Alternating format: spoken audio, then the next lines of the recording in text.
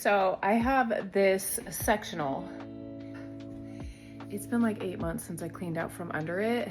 So I'm gonna do that now.